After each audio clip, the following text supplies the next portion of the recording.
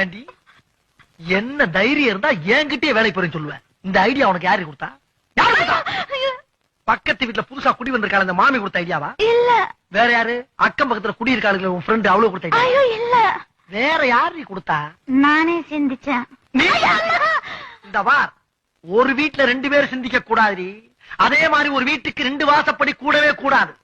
புருஷங்காரன் சிந்திக்கணும், பொண்டாட்டிங்கிறவாத ஃபாலோ பண்ணணும். புரியுதா? இது எத்தனை? 2. இது 1.